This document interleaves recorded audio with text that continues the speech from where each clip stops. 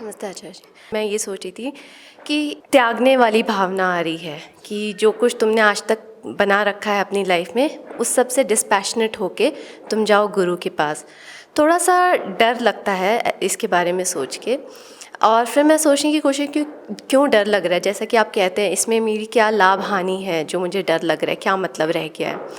तो जो निकल के आता है मेरे ख्याल से ये है कि ब्रेकिंग दैट स्टेटस को, कि अगर आप डिस्पैशनेट होके आप पूरा एक फोकस इस तरफ लगा रहे हैं, तो जो तुम्हारा संसार है तुम्हारे आसपास, वो एक हलचल कर देंगे तुम्हारी लाइफ में। तो कहीं ना कहीं तुम्हारा ध्यान बट जाएगा जिस बात पे तुम रहना चाहते हो। तो मेरे दिमाग में यही चल था कि क्या करना चाहिए, क्या ऐसा करना चाहिए कि झूठ मूठ ही उनको भी किसी तरह खुश रखो, सो दैट तुम्हारी आध्यात्मिक लाइफ डिस्टर्ब ना हो, या कन्फ्रंटेशन आएगा ही, be ready to deal with it. दोनों बातें होती हैं, दोनों बातें होती हैं। जहाँ आवश्यक ना हो वहाँ पर मुठभेड़, एनकाउंटर की कोई ज़रूरत नहीं। लेकिन आप कितना भी बच लो, मुठभेड़ तो होके रहेगी। ठीक है, ये दोनों ही बातें हैं। इसमें ये बता पाना कि ठीक ठीक किस मौके पर भिड़ जाना चाहिए और किस मौके पर बगल से निकल जाना चाहिए, बड़ा मुश्किल है। ये तो उसी जगह पर, उसी क्षण पर निर्धारित हो सकता है। तो इसको मैं बता नहीं सकता हूँ कि कब आसपास वाले लोगों को ऐसे ही रसगुल्ला थमा के आगे निकल जाओ और कब ज़रूरत पड़ ही जाएगी कि अब तो आमना सामना हो गया। दोनों ही होते हैं। अब यही है, सामने है तो इतने सारे। यहाँ पर भी क्या हो रहा है,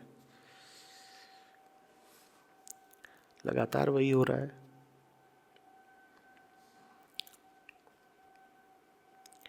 और रही ये बात कि डर लगता है, डर एक तो ठीक कहा कि इससे लगता है कि जो स्टेटस को, यथास्थिति वो टूटेगी। दूसरा इससे भी लगता है कि आप कल्पना करते हो कि आगे क्या होगा। जब बात ये आती है ना कि जो है उसकी व्यर्थता देख करके उसको छोड़ना है और एक अनजाने भविष्य की ओर बढ़ना है, तो उसमें डर सबको लगता है। उसको थोड़ा सा गौर से देखिएगा। डर आपको इसलिए लग रहा है क्योंकि भविष्य को आप अनजाना छोड़ नहीं रहे। अनजाने से किसको डर लग सकता है? अनजाने का मतलब है वहाँ कुछ है नहीं, शून्य, रिक्त, ब्लैंक, वॉइड। उससे कहीं कैसे डर सकता है? आपको डर इसलिए लगता है क्योंकि आपने भविष्य की एक छवि बना ली है कि छोड़ने का ये अर्थ है, छोड़ने पर ऐसा हो जाएगा। और वो छवि गलत है बिल्कुल, क्योंकि वो छवि आप पकड़े पकड़े बना रहे हो। छोड़ने की छवि आप बना रहे हो पकड़े पकड़े। जैसे कि कोई शराबी अपने नशे में कल्पना करे कि जब वो होश में आ जाएगा तो क्या काम करेगा। एक शराबी है, वो नशे में अपनी टू डू लिस्ट बना रहा है कि अभी 6 घंटे बाद होश में आ जाऊंगा तो मुझे क्या क्या करना है। वो टू डू लिस्ट किसी काम की है क्या? क्योंकि जब वो होश में आ जाएगा तो इंसान दूसरा होगा ना, फिर वो सारे काम थोड़ी करेगा जो उसने लिस्ट बनाई थी नशे में। हम वैसे ही मुक्ति की कल्पना कर लेते हैं बंधनों में रहते हुए।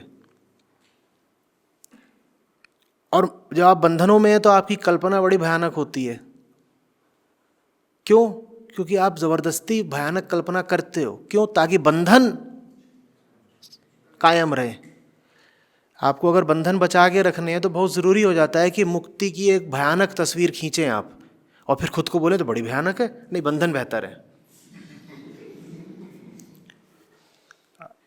आप बंधन में बैठे हो और कह यार बताओ मुक्ति कैसी होती है, तो आपने खुद ही बनाया ऐसी होती है ऐसी होती है। हाँ मैं बना रहा हूँ, और फिर देखा और डर गए, अरे बड़ी भयानक है।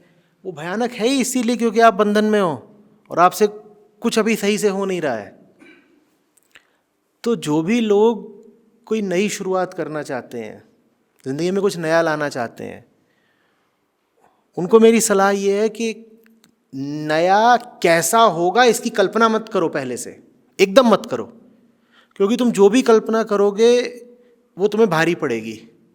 कैसी भी कल्पना करो, दाएं की बाएं की, अच्छे की बुरे की, हर कल्पना घूम फिर करके आपको यही संदेश देगी कि जो नया होने वाला है वो ठीक नहीं है, मत आने दो नए को, पुराना ही चलने दो। तो कल्पना मत करो, चुपचाप जो सही है वो करो। अंजाम क्या होगा बिल्कुल भूल जाओ, सोचो मत। समझ रहे आप? भविष्य की कल्पना मत करो कि भविष्य में क्या हो जाएगा। अभी जो है उसका यथार्थ देखो। हम बंधन में हैं, हम क्या करेंगे, हम चाल कैसी खेलेंगे, समझिएगा। हम वर्तमान का यथार्थ नहीं देखना चाहेंगे, क्योंकि देख लिया तो बंधन तोड़ने पड़ेंगे। तो हम वर्तमान के यथार्थ को ज़रा सा छुपाएंगे और कहेंगे अच्छा ये बताओ क्या क्या क्या होगा, अगर हम ये सब छोड़ दें तो क्या होगा। तो फिर कोई बताएगा कि मुक्ति का ऐसा, ये तो बड़ी भयानक बात बता दी, ये नहीं चाहिए। पहली बात तो चेंज द टॉपिक, मुद्दा बदलो। मुद्दा ये होना ही नहीं चाहिए कि मुक्त भविष्य कैसा होगा। कल्पना या विचार का विषय होना चाहिए कि बंधक वर्तमान कैसा है। इन दोनों का अंतर समझ रहे हो? क्योंकि जो सामने है उस पर ईमानदारी से विचार किया जा सकता है, और सामने क्या है? एक बंधा हुआ वर्तमान, वो तो सामने है, उसको आप देख सकते हो और उस पर आप ईमानदारी से विचार कर सकते हो। वो एक तथ्य है, एक फैक्ट है वो। लेकिन हम उसकी बात नहीं करना चाहते। हम कहते हैं अच्छा आप जरा हमें बताइए कि विकल्प क्या है, मतलब क्या, sell your promise to me. तो फिर आप उन्हें कुछ बताएंगे और आप जो कुछ ही बताएंगे उसको वो भयानक बता के खारिज कर देंगे कि ये तो ठीक नहीं है। तो इसलिए आगे की बात नहीं करनी है, जो अभी है उसको गौर से देखना है, और जो अभी है उसको जितना गौर से देखोगे वो उतना गड़बड़ पता चलेगा। और जब गड़बड़ पता चलेगा तो खुद ही ऊर्जा उठेगी वो सब छोड़ छाड़ देने की, उसको तोड़ ताड़ देने की। छोड़ना छाड़ना तोड़ना ताड़ना, देखिए बातें हमने ज़रूर नकार में करी हैं, लेकिन ये जो विध्वंस है ये वास्तव में सृजनात्मक विध्वंस है। लेकिन जो सृजन होगा, जो क्रिएशन होगा, मैं उसकी कोई बात नहीं करना चाहता, क्योंकि मैं आपकी कल्पना को हवा नहीं देना चाहता। मैं बात विध्वंस की करना चाहता हूँ। क्यों? क्योंकि जिस चीज़ का विध्वंस करना है वो सामने है, तो उसकी बात करना उचित है, और उसी की बात करना उचित है, मात्र उसी की बात करना उचित है। विध्वंस के बाद जो सृजन होगा वो तो अपने आप हो जाएगा, मैं उसकी बात क्या करूं। तो इसलिए मैं सृजन की कोई बात नहीं करता, मैं विध्वंस की बात करता हूं। आपको भी यही करना चाहिए। और ये लेकिन हृदय में श्रद्धा रखिए कि सृजन होगा, अपने आप होगा। ऐसा नहीं है कि सब छोड़ छाड़ दिया, तोड़ ताड़ दिया तो आप बेचारे अकेले रह जाएंगे और दर्द भरे गीत गाते रहेंगे ज़िंदगी भर कि हाय हाय मेरा तो सब घर घोंसला खराब हो गया। समझ में आ रही है बात?